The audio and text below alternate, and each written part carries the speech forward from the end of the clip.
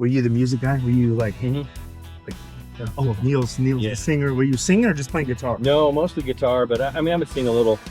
But I started gathering friends, and the friends I started gathering, I wish I was closer to a lot of them. Were you in band and stuff in school too? Not really. My first band never played live and never got paid. That band was called Fool's Gold.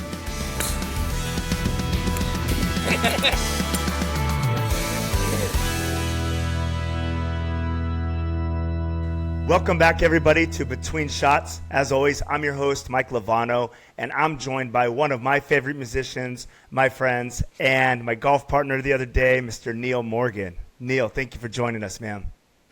Mike, thank you for having me. It's an honor to be here, brother. Oh, man, what a good time the other day. I think we had a lot of birdies that day, and I don't know, anybody that's played with me knows that if we make a birdie, we get a little celebratory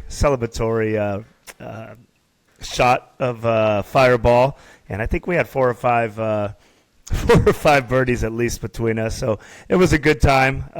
Nothing crazy, but we had a pretty good time out there. We definitely did. I would have preferred those birdies to happen later in the round. It seemed like out of the gate we were playing pretty well, and then the shots and the drink started flowing. The wheels came off around hole 11, but you and Miguel got some of that footage, I'm sure. Well, it's speaking of that, I think where the wheels came off, and again, something pretty special happened out there for us that we got to witness. We were making the turn after the par 3, and here comes the cart girl, and we think, okay, well, we'll get a drink here. It's a beautiful day out here. We'll have some drinks, and all of a sudden, you hear a ball hit a pin on the par 3 that we just came from. Look over. Nice couples up there jumping up and down, having a good time, and the guy hit the hole-in-one, and so we came over and celebrated with that, and he was kind enough to buy a round of drinks for everybody for hitting the hole one at the cart, and from there it kind of kept rolling. So that was a fun experience to see, and something you don't get to see all the time. Jessica, I think, right? JP What's that? And Jessica. I think his name was JP. Yep. His girlfriend or wife, Jessica. Yeah. They were nice guys. So congratulations, JP, on your hole-in-one, and Jessica, that was fun to watch. Thanks for letting us be a part of that, and thanks for the drink. So, Neal, we've known each other since, 2017 we met. I was putting together a concert back in Gilroy, and you and the band, Cripple Creek Band, came out and performed. Absolutely killed it. In fact, it set the tone for that concert moving forward. I think you guys have continued to do that concert for about 6, 7, maybe going even on 8 years now. And, we became friends, I think, pretty instantly. But since I've moved up here in the Sacramento area into Rockland, we've gotten a chance to hang out quite a bit.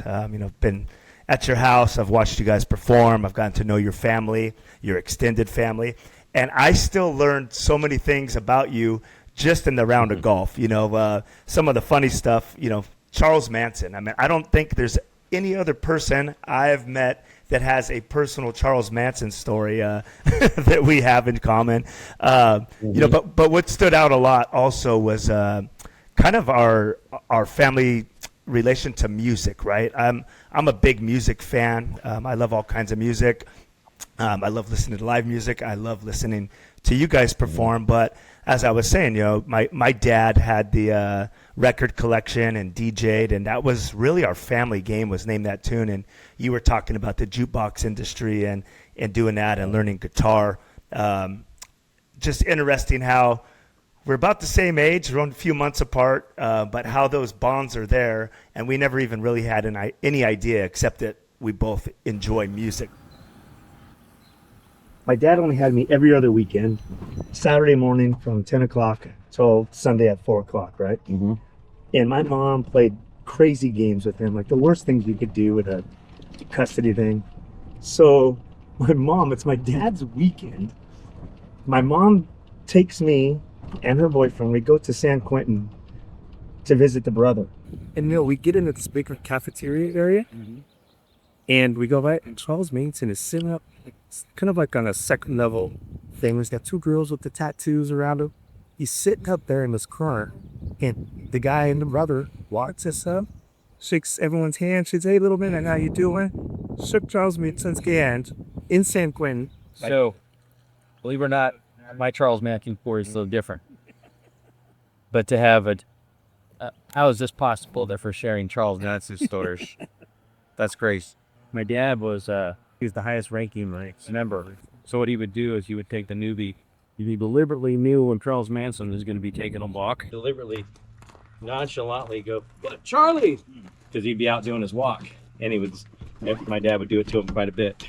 He'd say, "Charlie, how's it hanging?" Or he would say something really casual. Yeah. And Charlie would say, something back to Howard. My dad's name was Howard. Okay. And then my dad wouldn't wouldn't miss a beat and continue talking to whoever he's talking to, because he knew he was letting this person know I'm kind of a big deal. Yeah. To keep the F-bombs down, under 3 per round. You might have saved it.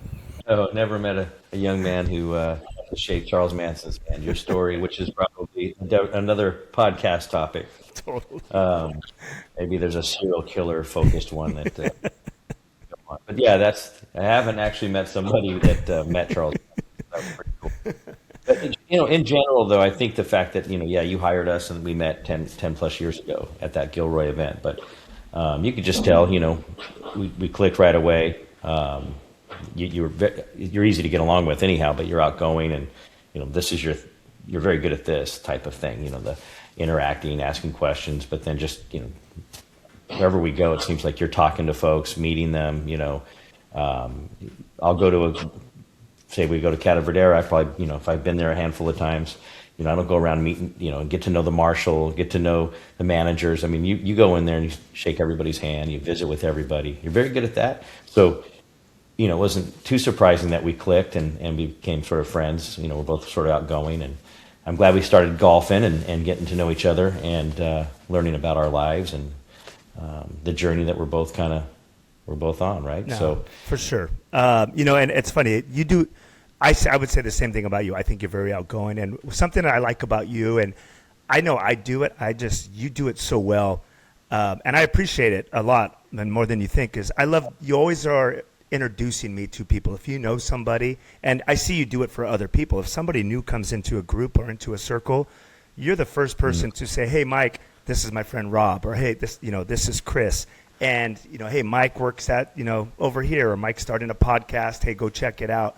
And I really appreciate that, and I see a lot of people do that in return for you in your circle, talking about the band. Chris loves to talk about the time at Swabby's, when you guys were rapping after the concert, and likes to talk about your band and music. And it says a lot to me about you outside of our relationship, of how people react and respond when you come into a room and when you're there. I mean, people are always happy to see you. People want to talk about music. They want to talk about, your family, your kids. And it's just nice to see, even like I said, we were at Super Bowl, and you naturally just made your way around everywhere with the kids outside, inside with everyone eating, watching the game for a little bit. I appreciate that about you, and I don't find it weird that we've connected at all, because we have a lot of similar traits, and like I was saying, a lot of similar upbringing and things in common anyway. Maybe some differences, but also a lot of similarities into kind of our makeup of who we are. So yeah, that's I guess, dude, that's where I get my love for music, and then all this stuff. Like, I think the music we like similar. I didn't really like it when I was a kid, but now that I'm older, like Bob Seger. When I hear a Bob Seger song, it just reminds me of being a kid and my dad. It's true though. What you're dealing with now is these strong memories that are attached to music. Oh yeah. They remind you of your dad, remind you of a certain age. Yeah, no, it's been. We're glad we've been inviting you a lot since you moved back to this Roseville, Rockland area, especially. So the last few years, getting to golf with you and kind of introducing you to the, because I'm in different communities. I've got my my work community and my work friends. I do IT communications, which is usually the thing that comes up last in whatever it is I do. But I'm in engineering and technology. I've been doing that for 20-something years. Worked for a great company.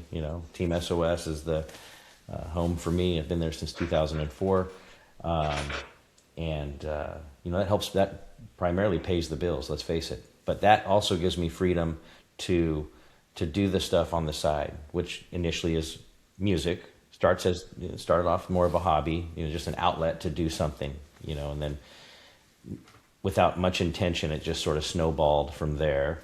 And then, of course, you get married, and my wife and I start, buy a house together, and she's got her career, and then we have a blended family. So, three, at one point, Halen comes along, my youngest, and we got 3 kids. And somebody said something the other day where it was like, he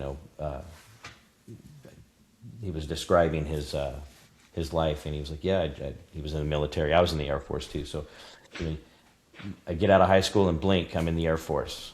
I get out of the Air Force and blink, I've got an IT job, and I blink again, and I'm married, and I blink again, I'm in a band and writing songs, and, opening for all these people and touring around, having all these great experiences, and blink again, my kids are all older, and they're all moving out and doing their. It's like, what the heck? It's just, it goes by really quick.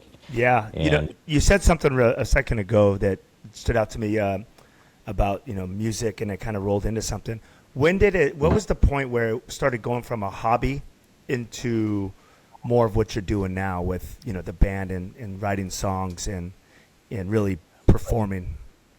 yeah, I I would say that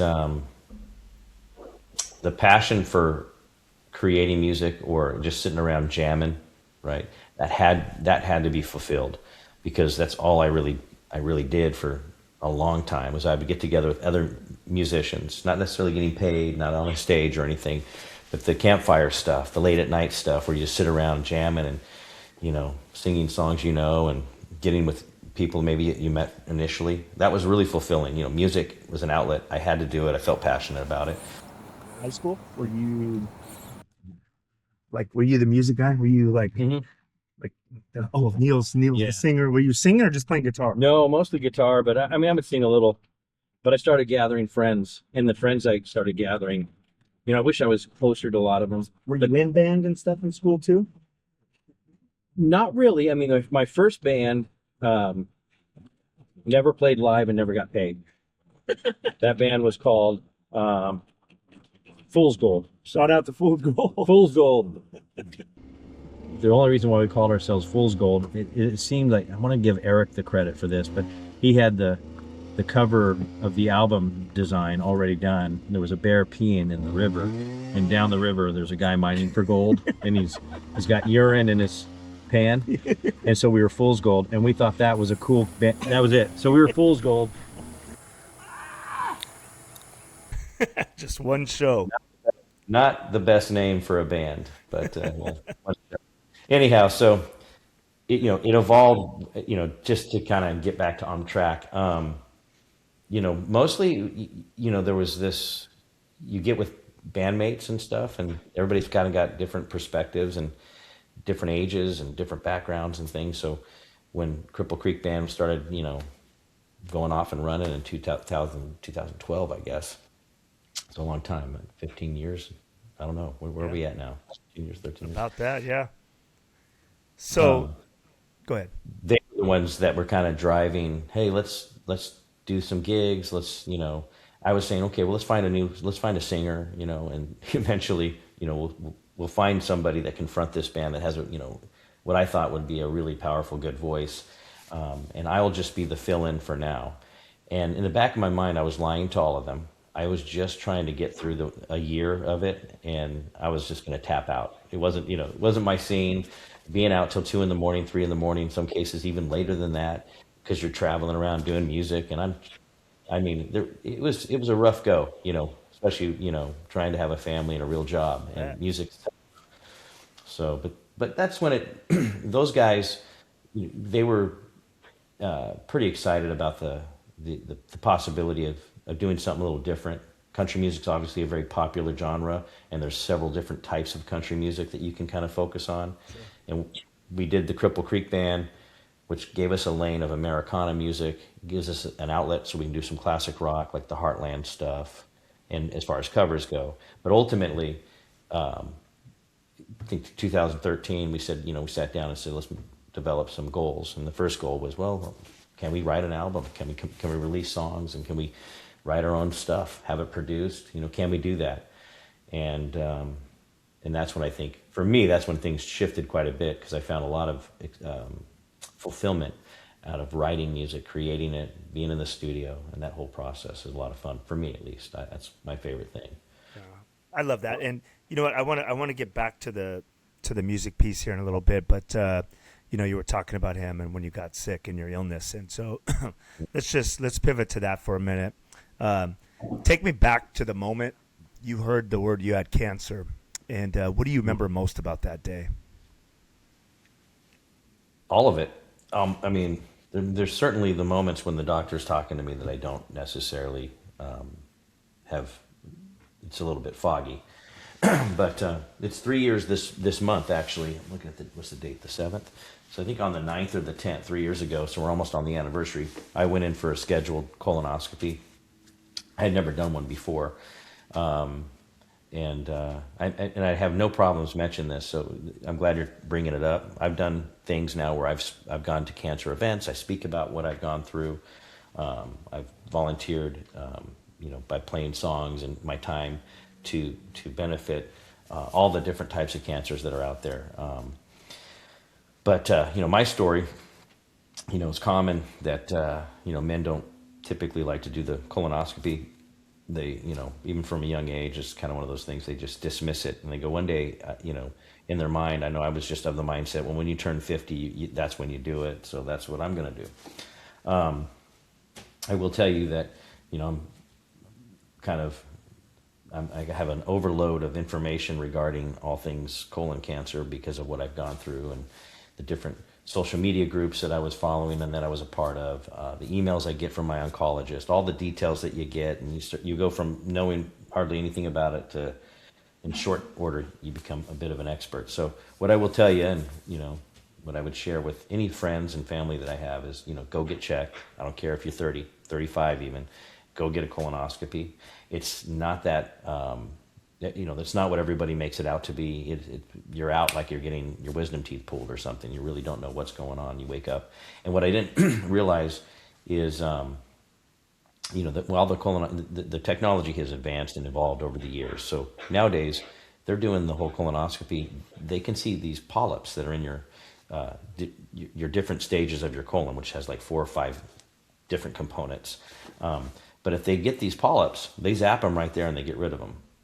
And I've had friends tell me that they've had polyps, and by zapping them, they got them before they evolved into a more of a mass, like a tumor, which is when it becomes cancerous. And so I went and did my colonoscopy, and woke up, and was loopy, from being under and whatnot. I wasn't really aware of what was happening, but I saw that, I was surrounded. I had nurses, doctors, and my wife, Tana. And I mean, her face kind of let me know this was really not good news. And they stopped the colonoscopy midway through in my case. They did find a bunch of polyps, and they were zapping them like they were supposed to be doing. But then they got to these tumors that were, if I remember the sizes, it was like, one was like 3 or 4 centimeters, and then the other one was the size of an egg. Wow. There was 2. That was what made my situation a little bit. So they immediately took me in a wheelchair and then got me into a CT scan. That was, waiting for the results of that. And that was like on a Wednesday, all that happened. And on Friday, was when I had a discussion with the doctor like this, a Zoom call, yeah. Right? And Tana was right to my right, and she was, with her little notes ready to go. I had my notes ready to go. What is this? What do I have? What's going on?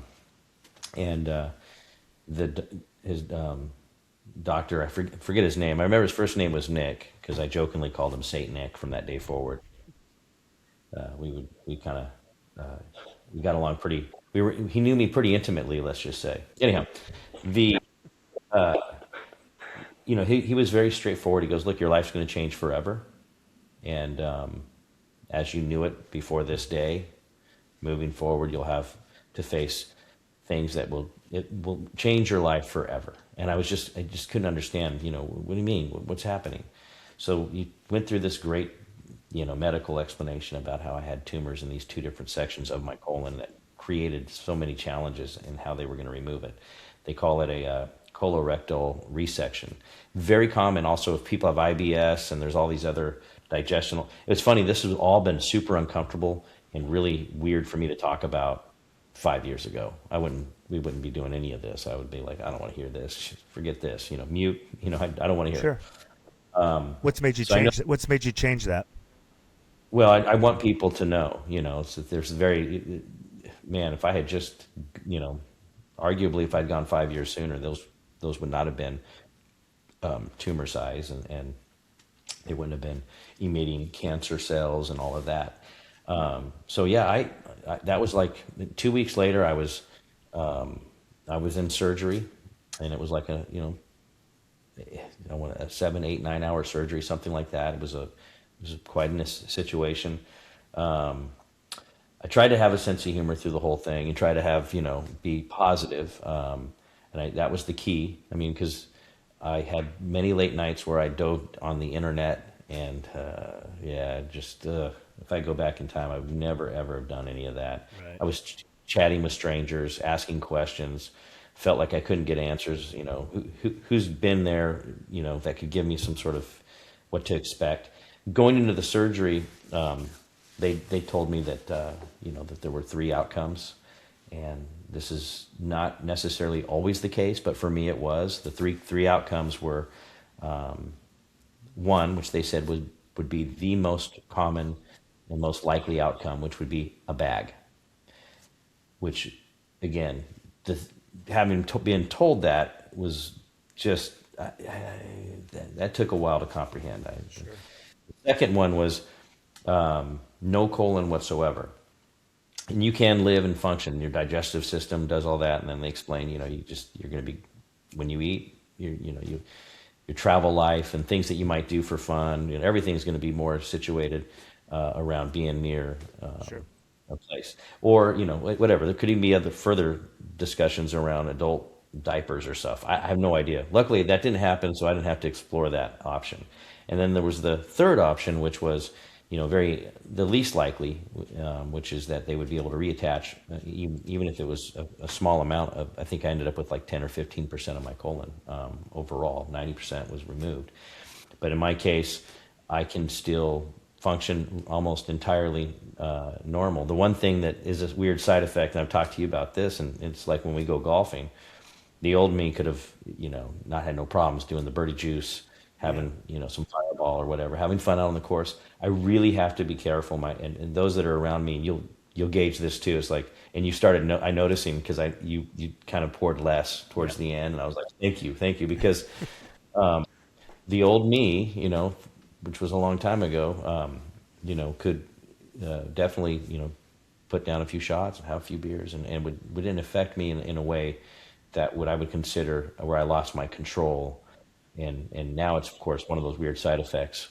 Right. So I now can't drink as much. But ultimately, I will tell you, as we were leading up to that day of the surgery, by that time, when I said I kept my sense of humor about it or whatever, I had basically found custom bags that, one had Van Halen emblems on it, one, had Led Zeppelin. And I was like, you know what, if I got it, one was camouflage, and you can buy these. It's like, of course, somebody out there is capitalizing on this and making money Sure. on it. So I was like, well, if this is going to happen, what the heck? I'm just going to have to, I want to be, believe me, yeah, I went through a range of emotions before that surgery hit. I was pretty much, I just want to live. I want to be around for another Christmas with my family. I want to watch, I get so much enjoyment out of all of my immediate and external family and my friends, doing things and seeing them succeed. Sure. I was thinking, I just want to be around. Just leave me on this earth a little bit longer to kind of watch and observe all this great stuff that's around me. I'm surrounded by so many good people and so many fun things that I wanted to be a part of. But I remember saying, I just want give me one more Christmas, So ultimately, surgery came out, everything went as good as hoped, as could be hoped. And since then, I've gone and done I went through chemo, and you have choices. They tell you can do the pill form or infusion form.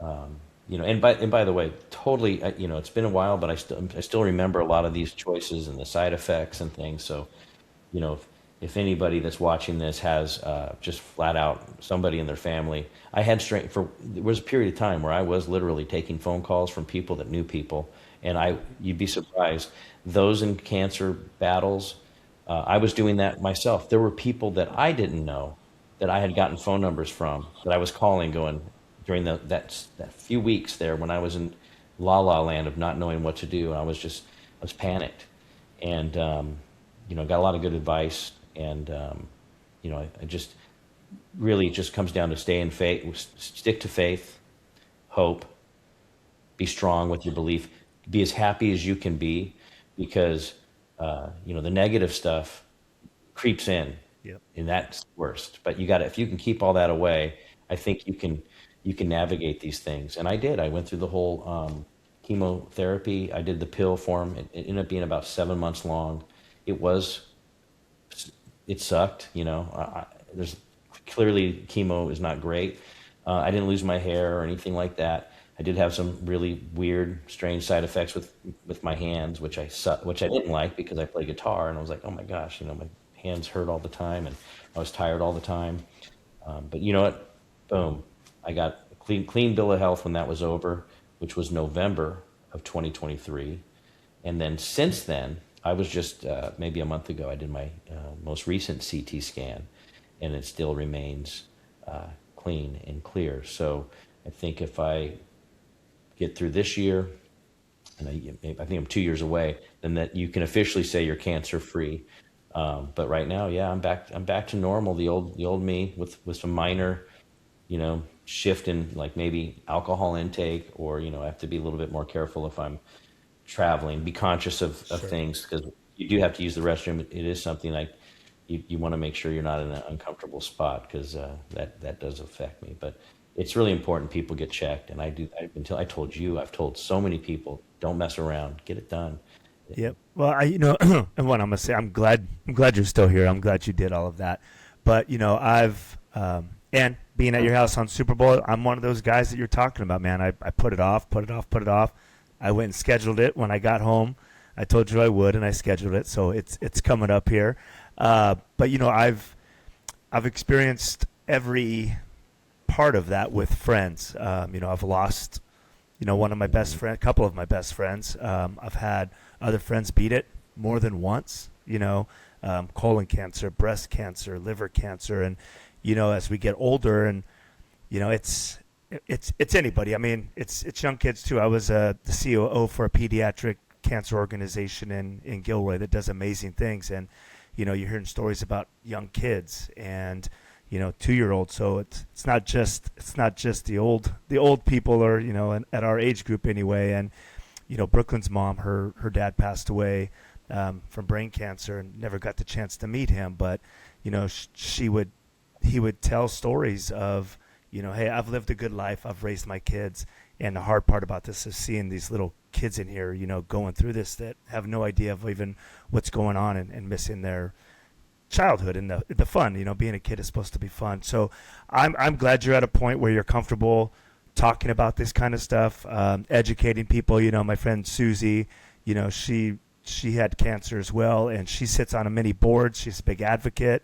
and she'll tell anybody. I mean, it's one of the first things to come out of her mouth after she introduces herself, because importance and catching it quick, right? And so for you to have the platform that you have, I just think it's great. I think people will watch this, and hopefully it's a reminder for somebody that's in my boat that I'll get to it, right? I'll do it when I next time. And you told me a couple of your friends, your close friends, that got it and found it, and it was almost like a real quick checkup, right? It wasn't anything that turned serious, but if they would have waited, it would have went that way. So I appreciate you being comfortable and sharing that and doing that. I think it means a lot for everybody, and it's a good reminder to go get checked. So don't push that away.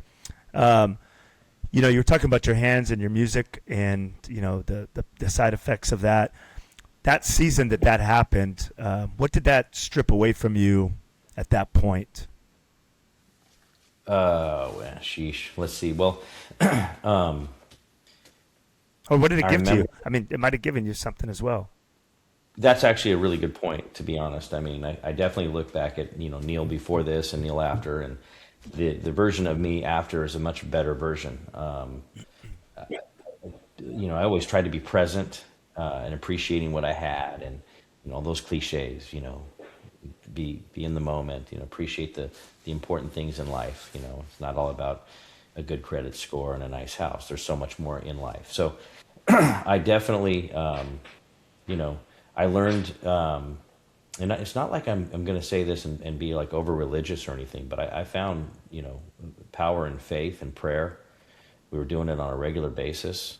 I never did it before, really. So it was kind of like a new thing for me to learn about, how to incorporate that. And that, whatever your belief systems are, that moment where you pray and you do it, especially if you do it together, it gives you that moment of, reflection, shuts out the noise, it does a lot of positive things. But when we shifted, I had already gigs, that were contracted. I was like, oh man, I don't know if I want to do this. And there were some big ones that were scheduled and ones that I was happy to do and looking forward to. And then ones where I was like, do I really want to play this gig? There might be, 250 people there, maybe nobody there. I don't know. So, my wife was like, you should just, push yourself as far as you want to, but don't, you should try and do those things. Try to be somewhat normal. That was the takeaway from it. Okay, so I'm doing keto, which means I'm going to go to sleep, which means I'm not going to be, I'm losing weight and all these things, right? But I thought, okay, well, let's go ahead and keep the gigs that we have on the books. Don't get any new ones, everybody. No new gigs, but let's keep the ones we have on the books. And we had, 7 to 8 shows, and there were good ones. Golf and guitars, Yeah. one of my favorites. I went there and played there, and hadn't done that show at that point. It was maybe our third or fourth year in a row of doing that show, and it's always a lot of fun. There's always a fair amount of big names over the years. Cody Johnson and is one that comes, Morgan Wallen. Yeah. You have Randy Hauser, Laney Wilson, and on and on. I mean, they have Levin Theft, and they have all their Craig Wayne Boyd and all these cool guys that My come golf through all. partner last year, golf and guitars, Craig Wade Boyd. If you're watching this, Oh, yeah, he's such a good guy. And that's the thing too, right? Golf and guitars allows you to kind of meet those artists. But I remember playing in that gig, and that was when I noticed the hand. So all the skin on my palms and my fingers literally came off. So when I was doing the show, I know that sounds gross, but I mean, something I've never experienced, it looked like something in a movie where you dropped them in acid and it came up, and look at my hands are melting. So we're sitting there, we're opening the show, and I'm just seeing the dry skin like in the air, kind of flying off my hands, and I wasn't in pain because I was living on the adrenaline of doing it. And the guys in the band were like, "Oh, this is so rock and roll," trying to get me to feel like, yeah, this is you're truly rock and roll now. But we did a few shows like that. We did one up in Tahoe with Mark McKay and Joe Nichols. So he's a big artist. We wanted to keep, and there was just a handful of shows that we did, but I knew I could be experiencing some trouble. So that's when I reached out to Danny, and I went by all the guys in the band. I had to go to each one individually, and say, like, when this was happening, I didn't say anything for a few days. I remember thinking, you got this, and this is part of it. You get it. Now you got to control the narrative around it. Like, what are people, especially your family. I'd tell, at one point, do I sit down with my kids? Halen being young at that time, he was a 7th grader. I mean, there's so much into that, but again, we did all that. I sat down with each member of the band and individually took their questions. I did, I'd let them talk, ask me whatever they wanted to do, and they supported it, which I got to tell you is so amazing to have a group of guys like that. And we're just like, whatever you need to do, Neil. So we got through those shows, and I also during that time frame, I don't know how I did it, but I coached youth football. So the 12 Bridges junior rhino program. My son would have been probably a midget at the time, either that or I can't remember. 3 years ago, he might have been a junior midget. Either way, call it seventh grade. Anybody that's ever coached youth football, and that was my 4th year, I think, doing it, knows you're on the field, 10 hours a week. You got Saturday games, you got travel, It's you hot got here film preparation. I mean, you're spending 40 hours a week easily in on every free. in 100-degree weather up here in Lincoln. I had a big old giant safari hat. I was wearing long sleeve shirts because I couldn't have. I was getting these rashes from the chemo. You know what? I did all that, and frankly, I know at the time people were saying, you're kind of a superhero kind of a thing, but I didn't do it for that. I was just doing it, and it kept me moving, man. It kept me focused, and I'm glad I did it that way. And my son, my kids, my wife, and all my friends will look back on that and go, "Hey, that was pretty impressive." Instead of curling up in a ball and taking naps all the time, I went out and worked through it. No, I think it's pretty impressive. One of my best friends, her name's Jeanette, and she's been through it twice.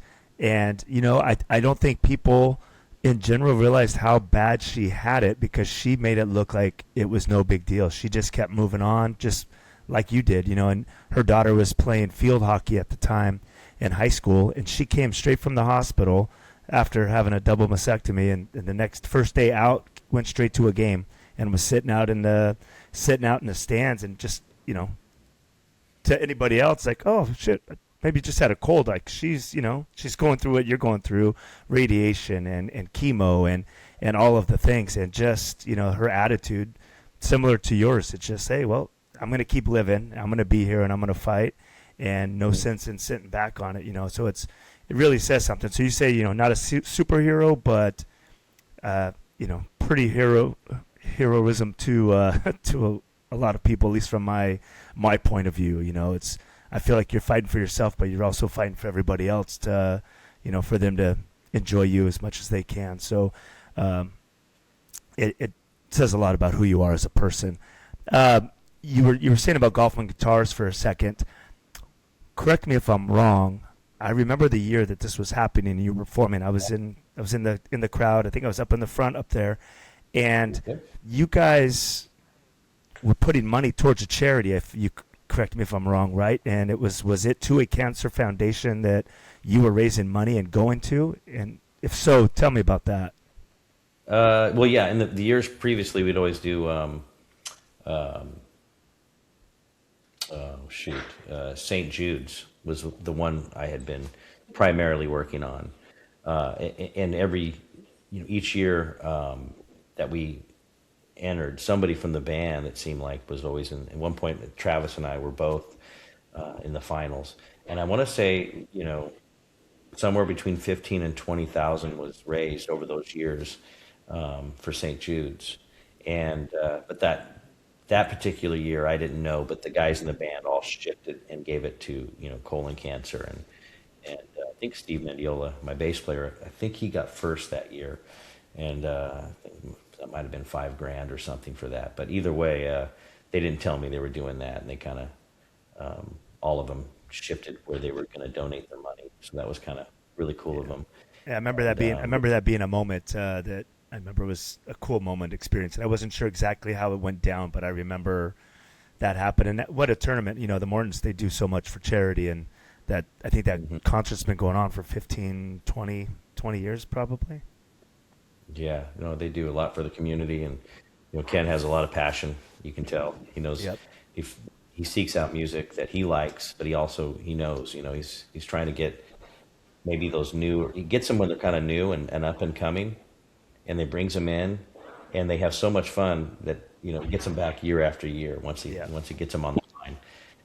It's a cool event, and real honor to be able to be a part of that those years. I think this last year they changed the format, and they might continue to go to a new format. And if they do, then we may not need say like a local artist like Cripple Creek, but there's no worries or any pressure there. But man, if they do go back to that old sort of layout, the event structure where it's 2 days instead of 3, and they want us back, we'd do that in a heartbeat. Ken, let's get these guys back out there. What do you say? Hey, it's funny, we're talking about this, and it always leads back to music on a big part of it. So before I'm trying to see how I should say this because I already know the story. I just throw it out there. We were having pizza watching football a couple months ago, and I forget what I asked you. I might have asked you the same question. It was about what was an experience that you had on stage. Was there a bad experience or whatnot? And you told a story about a ham sandwich. Would you share that story with everybody? I was playing Concert in the Park, and that's downtown Sacramento. We got to headline that twice, and this was our second time doing it. So it was kind of, maybe I pushed the envelope a little bit by thinking, no, we're going to do State of Jefferson right here on the state capitol, downtown Sacramento, 6,500 people. I'm playing it, and I'm going to give the story before I play it. And, as I'm giving the story, there's a guy, and he's yelling at me the whole time, right? He's just not happy with this, and he just tosses his sandwich at me. And the sandwich, of course, doesn't do anything. It lands on the ground, right? And so I think I said something, because now I have a microphone and the attention of everybody that's out there, and this guy is, kind of nuts, screaming at me, just threw a sandwich at me. I made the comment that it was a bologna sandwich. I think I said, "What can this guy afford something more than a bologna sandwich? Can you believe this? Come on, people, this kind of a thing." And then I started to make up things that he was saying, even though he wasn't saying it. He was going, saying that. And I go, "Did you hear what this guy just said to me?" And then I would, boo, get in the boo, and then right at the right time, kicked into the song. And did State of Jefferson. He sat down there pissed off the whole time and yelling and screaming, and I do, and honestly, I'm sorry if that's the way people feel, but I played that at 4th of July events. I've been a part of some patriotic events.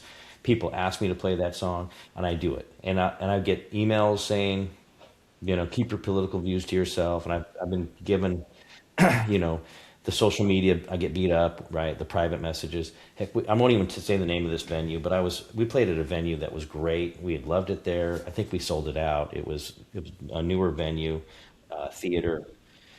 It was a great event. The next day, they couldn't have been happier. They rattled off some of our stats, the amount of, everything from the drinks to the ticket count and, all that kind of thing. They said, "We would love to have you back. Let's schedule dates, and all we ask is that you don't play State of Jefferson." I thought, wow, all right, we're not playing there again. So, it's not like it's my staple song. I don't do it that often. In fact, there's more often than not I don't. But, I try to pick and choose when to play it. I feel like it's a great song. So for that reason, it's got great energy and we do a good job with it. So I like to play it. And it is fun to play it where people are really into it, when you're in that neck of the woods. So it wouldn't make sense for me to play State of Jefferson if I got a gig in, sure, somewhere Wisconsin. else, somewhere not here. Yeah. What do you, My biggest takeaway when you told me that story the first time, and even hearing it again now, is, don't start a verbal fight with somebody that has a stage and a microphone and the attention to drown you out over there, especially that's quick-witted like you. But yeah, I love that he felt the need to throw a sandwich. So we talked about that. Yeah. So on that note, man, I know you're working on some things, and by the time this show is aired, comes out here in a couple weeks, you're going to have been out to Nashville. You've been out there a few times for songwriting contests. You've been very successful out there. In a world today where things are automatically generated, I commend you on sticking to doing it the old school way, and you write. I mean, I've seen you with your notes and creative, and you hear a line, and you go with it, and you have that talent. Tell me a little bit about heading out to Nashville, and then if you would be so kind to share a verse or a chorus of maybe some things you're working on, or a favorite song of yours that you like to play. I would love for people to get a taste of what I get to see when you're just jamming around on the guitar. I love music. I love interacting with the people. There's so many great things about it, but ultimately, I just like creating songs the best I can, and challenging myself. And sometimes in that particular case, it always works out different. Take the reins. this morning, what is this? What's today's date? March 4th. March 4th. I got an email this morning saying that particular song just became a semifinalist for the International Songwriting Competition. It's pretty cool because I remember Danny coming over and, original member of Fool's Gold in 1988. But here we are all these years later. He's I like, knew hey, Fool's Gold he goes, had. dude, he's like, I got this song. I'm pretty sure he had the title figured out. He had a majority of the lyrics figured out. So he shared it with me and the whole band, really. We all sat there and kind of listened to his lyrics. But I just kept looking at, there's several songs, but Take the Reins I just kept looking at, and I just loved it. Well, yeah, I'd be happy to do that for sure. No, just, thanks for this, asking because, playing music is kind of where I'm most comfortable with a guitar in my hand. But yeah, I really found that the songwriting process and writing songs has been, the most rewarding, fulfilling thing, right? And I enjoy that a lot. I'm lucky to have a whole bunch of bandmates that like to contribute, and they give me ideas, so we're co-writing together. I mean, really, and I'm surrounded by other people that give me ideas. I mean, to be honest with you, this whole between shots concept.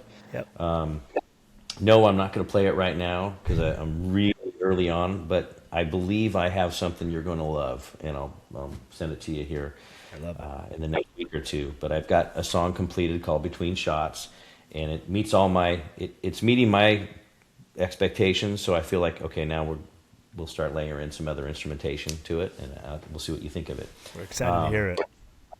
A buddy of mine who I coach baseball with, really good friends for many, many years now, and he was throwing ideas at me, my buddy Tony Manning, and he threw out an idea, and it was a pretty well thought out idea, and so I took that song's called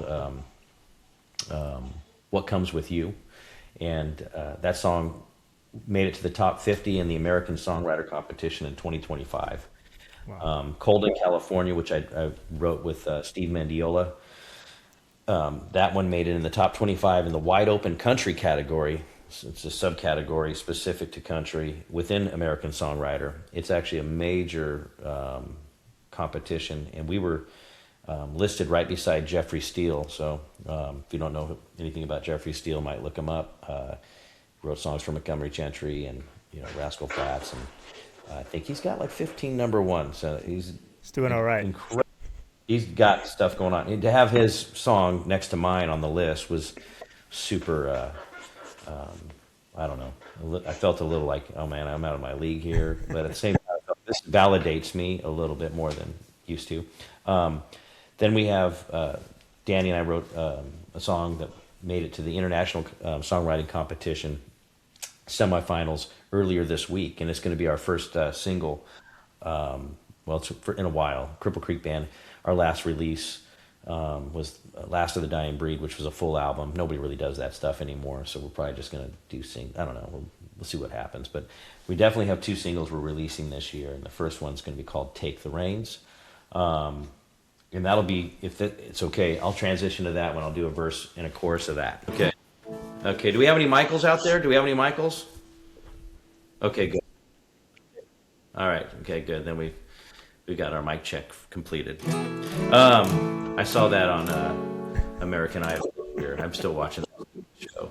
Some guy came on there and he's like, in front of, did his live performance. He goes, hey, is there any mics here? And a couple of them were, he goes, all right, mic check is done. I thought that was pretty clever. But anyways, so Take the Reins is a tune that just got nominated for semifinals in the International Songwriting Competition, 15,000 songs for 2025. So we submitted this even before we recorded it all the way. It was just a rough demo. It's about, it's obvious what it's about. It's not like it's some sort of mystery. I don't write very poetic things. It's kind of more of a literal thing. But Danny approached me with this song about a woman in a we'll just say an abusive relationship, and then out of that, what are we going to do with this particular song? We got these sort of dark lyrics about a woman who's struggling to, she's in a bad relationship. She's trying to break free. So Danny, was in a position to hear about these situations because, he knew this person without giving away, anybody specific, because it always starts with somebody specific. You want to sort of shield that individual if you can. But we threw in ideas, and the song began to get completed. But ultimately, music-wise, I started thinking it needed to have a happy, upbeat, positive vibe. So it's kind of got dark lyrics, but the music itself is pretty upbeat and happy. Song's called "Take the Reins," and I'll go ahead and give it a shot. Here we go.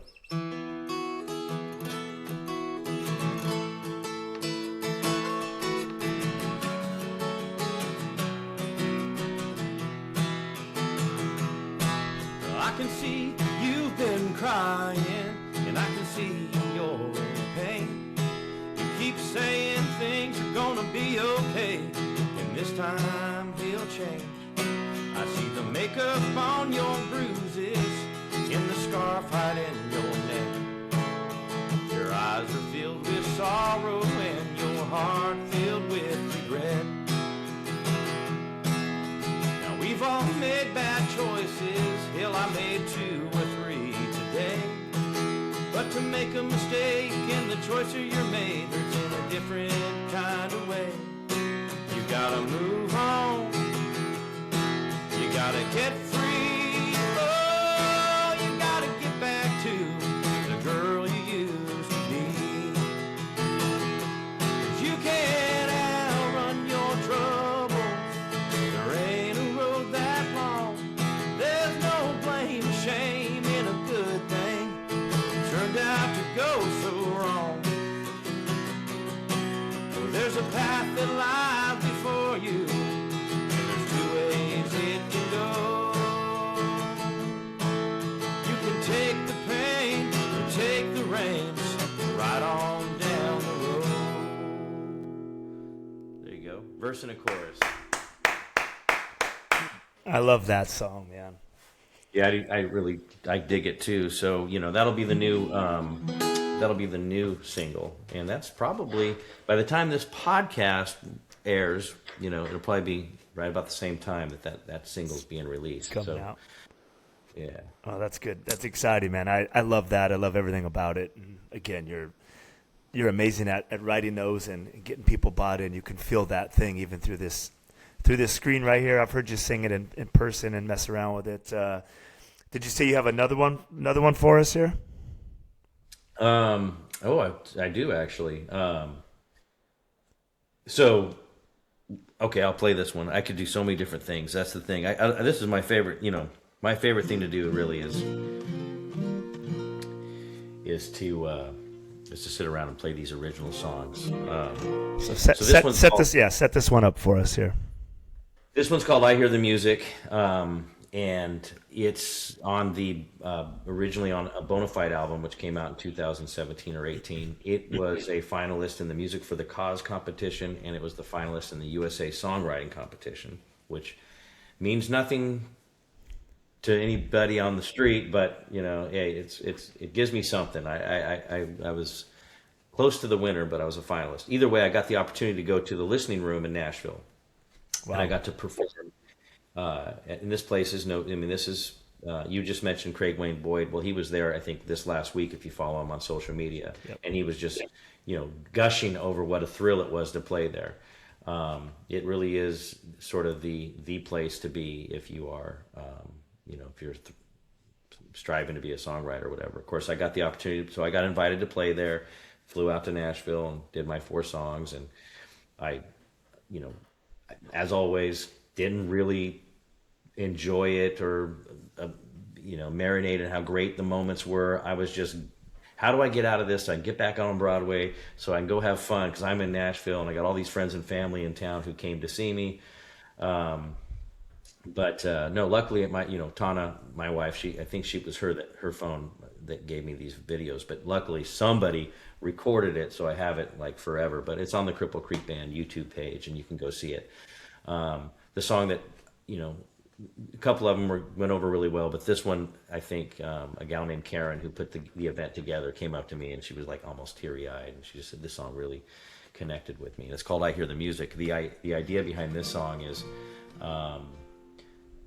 it's very complicated. So I'll just put the simplest definition I can on it. Then each person can kind of put their own spin in on the song if they want to. But it's inspired after losing my mom in 2014, because yeah, she was gone, and one of those moments hit me where I'm changing through the channels, and it was a Beach Boys song that came on, which isn't my thing, not my jam, but it was my mom. She loved the Beach Boys, and I can, so this Beach Boys song comes on, and I'm like, I don't even know. Like, I got lost for 3 minutes while this song was on, and the whole time I could just see my mom dancing in the backyard with my dad, and she's just having a good time, and it's like, oh wow, because we didn't have video. I don't have iPhone stuff of my mom. It just missed all of that, so there's not a whole lot of, or my dad for that matter. There's some old Polaroid, faded photos and stuff, but luckily I have these songs, and which then spark memories, and that's not a new concept. I think a lot of artists do that with their music, but what I liked about the concept was shifting it from thinking about my mom specifically, but also maybe shifting it to how people will think of me. And so now when I go and I move on, the songs will be left behind, and my kids, and it'll be my somewhat of a legacy. And as Hank Williams said, I saw the light. I politely disagree. I think I won't see a light, but I'll hear the music, and that's sort of my concept of the song. So with that, I'll give it a shot here. I'm playing this one. I'm not even sure why I'm choosing this song at this moment in time, but we'll give it a shot.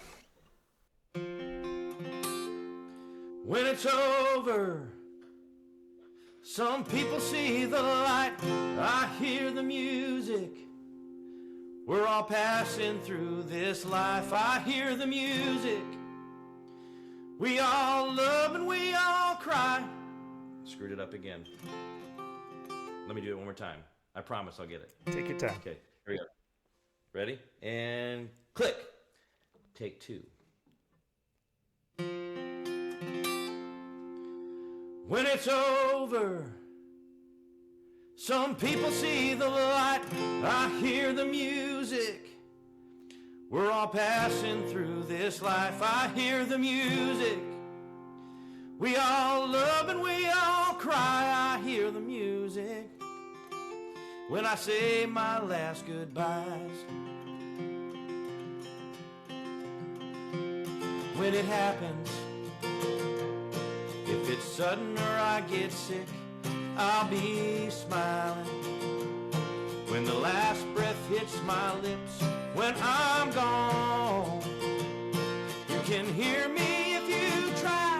Listen close, close your eyes. I'll be playing that scratchy needle in the sky.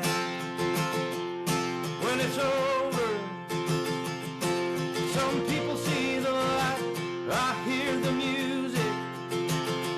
We're all passing through this life. I hear the music. We all love and we all cry. I hear the music. When I say my last goodbyes.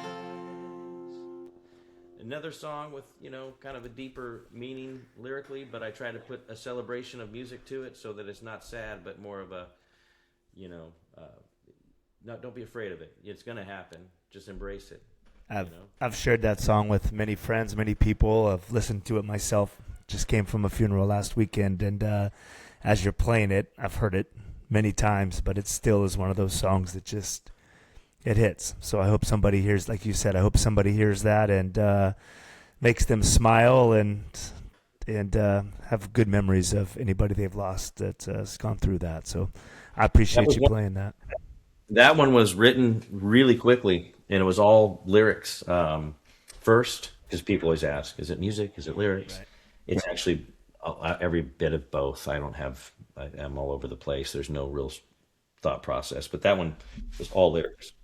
And then I even had the melody and everything. I had to just figure out the key and play the music to it, but that one was written pretty fast, and it means a lot to me. I'm glad I get something. I have something that now ties me, really important. Every time I hear it, I think of my mom, and when I'm hearing the lyrics, I know I'm singing it first person. But so anyways, thank you for letting me share that one. I That's cool. appreciate you sharing that. And, I was going to tell you, if you didn't play for us today, my guitar's sitting over here, and I was going to have to play here, but my show would have gotten Oh, canceled. My show would have got canceled real quick. I've seen some of that footage. Yes. Nobody needs that. But, you live my dream, Neil. When I was a kid, I wanted to be a baseball player or football player. And now, I wish I see you and your family and Kirk and the guys. And I have many other friends that are very talented singers and guitar players. And, I'm just appreciative you guys stand it long enough for me to strum along a tad and have some fun with it, because it really is fun. And learning this has given me a bigger appreciation for exactly what you do. And I know this is kind of a golf themed show, if you will, within that. And I compare playing guitar and learning guitar to golf. Man, it looks easy when you watch it on TV and you see, Tiger and everybody hitting it, and oh yeah, I can go do that. And until you get out there, and even me, I'm learning it. I don't consider myself good by any means. I'm trying to be a bogey guitar player. If I can get a bogey accord, I'm all right there. But man, isn't it? It's so fun, therapeutic, everything about it. And coming and watching you guys in the real deal perform, it hits my heart. I know that what it does for everybody else, whether you're in a church, whether you're watching a country show or a dance, it kind of time stamps my life. I know my kids and family, my youngest daughter, my older daughter, they're into music, and seeing what you do up on stage when it's 50 people dancing or a couple thousand people rocking out, man, it's just, I think it's kind of like food, right? You kind of, everybody can relate to the music and a good time and a good thing. And you are an amazing front man. I know you're sitting in here with your reader glasses on, so you can see me on this, but I've also seen you put on the superhero lead singer costume with your sunglasses and the hat. And, I told you last time I saw you a few weeks ago perform, you just turn into this alter ego, man, and it is fun to watch. So I appreciate you sharing some of this music on this stage. Wrapping up, I know I've kept you a little bit more than the time I told you I would, and we covered a lot on the golf course. But I always end this show with two questions. One is a little reflective, and one's a little bit fun. And I have found that sometimes those questions flip, depending on what you're feeling. So, first question I'm going to ask you here is, if you had a mulligan in life, and I explain this every time to those non-golfers out there, a mulligan is a do-over. We didn't take too many of those the other day. Those birdies were legit. But if you had a mulligan in life, what would you do over? Boy, oh boy, that's fair. I think we can't, to be fair, I wouldn't want to be anything different than where I'm currently sitting, which is the best spot on the planet. I get to be a husband to a beautiful, smart, takes care of me wife who's got it all going on. I have kids that are very successful in their own right. Everybody's doing things, and they got good careers, making money, got great significant others, the older ones. The youngest, Halen's in his band, so I get to watch him do his thing with Guilty as Charged. Shout out to those boys. Making big waves. Literally, just played the Whiskey A Go Go in Sunset Boulevard. They're opening for Jeff Keith out here in a few months. They're all over the place. These kids have a huge following. They're doing great. So, a mulligan might change the trajectory of where I ended up. And, so with that said, the mulligan I'm thinking of, now that I've delayed long enough, I would say is I kind of wish I wouldn't have put so much stress and pressure on performing music and live, especially in front of people. I had, I don't want to call it stage fright, but I just had such a ridiculously high expectation of, if you're going to be on stage performing and doing something, you better be, really, really top notch. And so I never thought of myself as a singer, a very, very good singer. I never really thought of myself as a very good guitar player. And to this day, I still, both those things I kind of don't, I'd put 10 local people around here better than me in all those categories all day long. But so it's true. That's where I would put myself. I don't consider myself, even now, but I wish I would have just put that aside, said screw it. And when I was younger, just got out there and played more, and kind of shared my music with others, and would have done that sooner, because it is rewarding and it has been a lot of fun. But now I'm 52 years old, and I'm emailing folks and doing things through the songwriting component and everything, and it's like, boy, it's too bad you weren't 20 years younger. You'd be. But then again, right? I don't think where I'm at today wouldn't have occurred with that mulligan. So I'm going to go ahead and keep that in my pocket, and no mulligan. But that, if I had to, that would be that. Music wise, I wish I would have just been a little braver and a little less worried about what maybe people might think, and just put all that aside. Just get on stage, man. Play music, have some fun, and that would have put me a little further down the path with music at an earlier age. I love that answer. And to the non-golfer people, he's just playing it down and playing it as it is. So we appreciate that, Morgan or Neal. Last question here before we tune out. In your dream golf foursome is the question I normally ask everybody. If you had a dream golf foursome, live or dead, past or present, fictional, non-fictional, who would it be? But I'm going to tweak it a little bit for you today. Who would be your ideal band? Cup of tea. I would say guitar-wise, for sure, I would say Stevie Ray Vaughan. I don't think people would expect me to maybe say that, but I would say that I would get a real thrill out of being able to see that every night. By the way, if it's my dream band, I'd probably have to boot me out of it and put somebody else in. But I'll put Stevie Ray Vaughan on guitar. I'll put I think I'm going to put Billy Powell on piano, greatest live piano player I've, in my opinion, from Leonard Skinner. On bass, I'm going to go maybe Rick Danko, which is the bass player from The Band. Great singer, great soul, great feel, great everything. Just put a camera on him. I could watch that all day long. Maybe I throw in I'm picking people so far that have all passed on. Maybe okay. Then from a utility guy perspective, Warren Haynes, former Allman Brothers and government mule guy, sings incredible, plays everything great. And then I'd put my son Halen on drums, no question. That sounds like a couple gold albums and some sold-out stadiums there, man. That's a lot of fun, and again, I feel privileged to get to see you play on a regular basis, get to see Halen play on a regular basis, but more so than that, Neal, man, I appreciate your friendship. It's been fun getting to know you over the years. This project here, your encouragement, your support on this, I appreciate it more than you know. I really respect your thoughts, your input.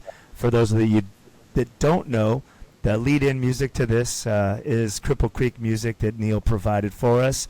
I'm hoping that instead of hearing the recorded version of one of his songs that we always play, as we say goodbye, maybe he'll play us out of here with the guitar there on that. But man, it's been a pleasure. Like I said, you have an amazing family, you have an amazing life, you have an amazing wife, your kids, and you guys treat me like family. That means a lot to me. I don't have a big family, but I love sitting back and watching you guys do your thing, and just being a part of it is very appreciative, and I can't say enough great things about you, musically, golf, friendship, but man, just as a good person, and to go through some of the things you've gone through and still keep shining, still keep smiling, and writing songs. I think everybody listening is going to hear the music. Well, I like the way you just ended that. Shoot, I can't beat that. I can't disagree with any of that. I'm great. Thank you, Neal Morgan.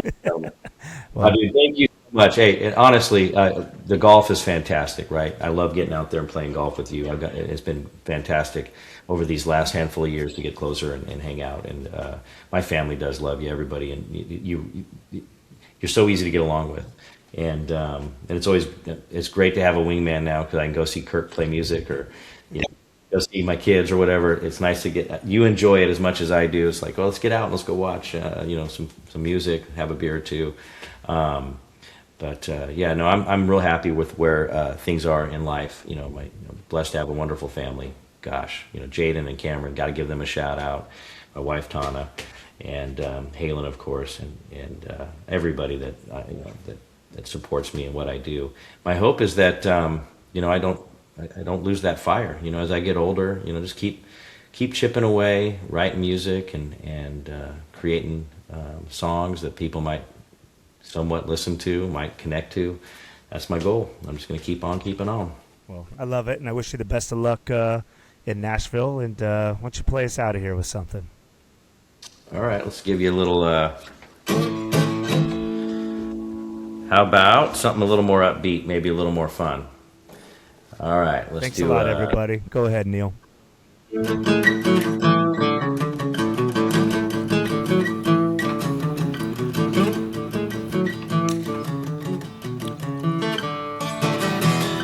Rise and shine. Throw your clubs in the truck. Out on the course. Hit some drive or make some putts. It ain't about the change in your swing or the new driver that you buy. It's about the memories in the moments that happens between shots. Hey! From the first tee jitters down to the 18th green. It's the miles and the memories that happen in between. Some people say life's a dream full of fairways and greens. Watch out for the hazards and the bunkers and the trees. It ain't the promise, ain't about the birdies or the score that you got. It's about what happens between shots. There you go. That was a good surprise, man. That was not planned. I don't know where I'm heading.